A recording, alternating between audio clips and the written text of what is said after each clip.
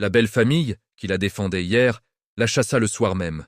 « Sors d'ici avant que le malheur ne nous suive !» Mado partit sans chaussures, sans sac, sans pouvoir. Elle disparut du quartier sans bruit, comme elle était venue. Le soir même, Yao tomba malade brutalement. Il délirait, appelait Mado, puis pleurait comme un enfant. Les enfants faisaient des cauchemars. La mère de Yao se plaignait de lourdeurs inexpliquées. Yao resta malade pendant des semaines. Mais cette fois, Aïcha ne fuyait plus. Elle était restée, debout. Elle déclara simplement « Je ne me bats pas pour garder un homme.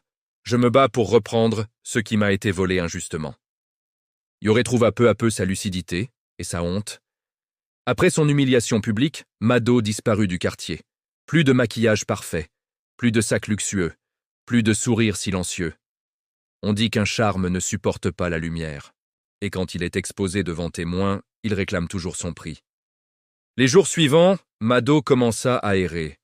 Elle changeait souvent de logement.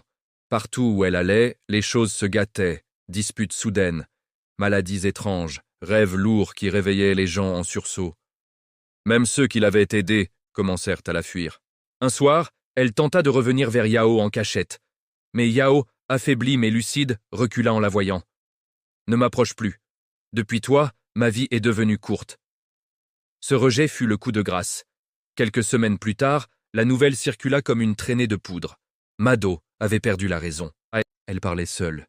Elle riait puis pleurait. Elle disait « Ils viennent me réclamer ce qui ne m'appartenait pas. » On la vit un matin marcher pieds nus sur la route, les yeux vides. Elle fut emmenée loin, très loin.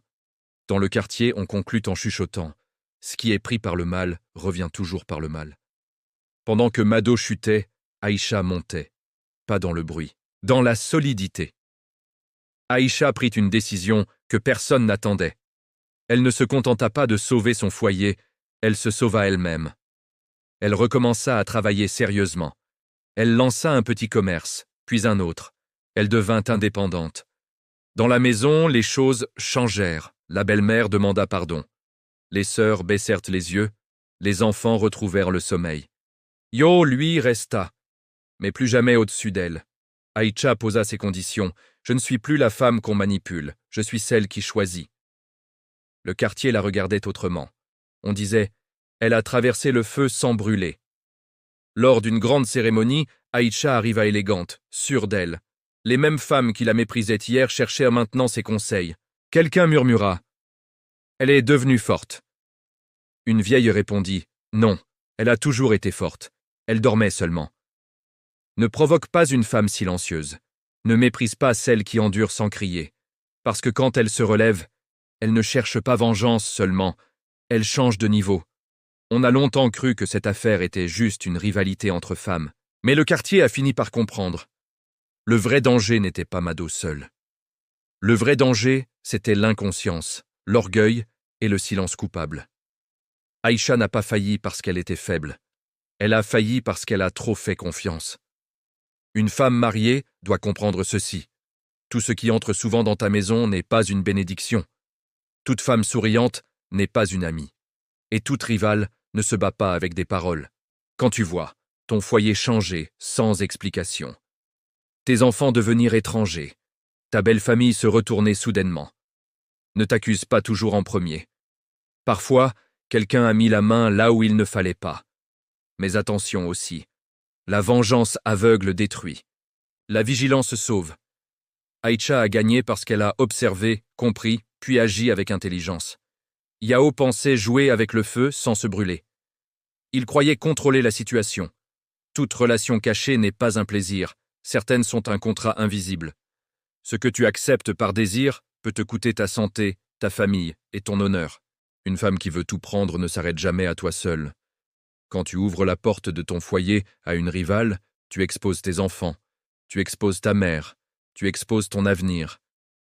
Yao a survécu, oui. Mais il a perdu quelque chose à jamais, son autorité morale. Tout ne se prend pas, tout ne se force pas, et tout ce qui est pris par des voies obscures se paye tôt ou tard. Mado voulait un homme.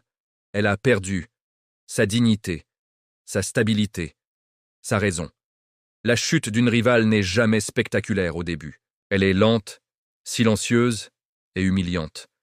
Un mariage n'est pas un terrain de jeu, un foyer n'est pas un laboratoire d'expérience, et une femme silencieuse n'est jamais vide. Aïcha n'a pas gagné parce qu'elle a détruit quelqu'un. Elle a gagné parce qu'elle a refusé d'être détruite. Dans le quartier, on conclut désormais ainsi.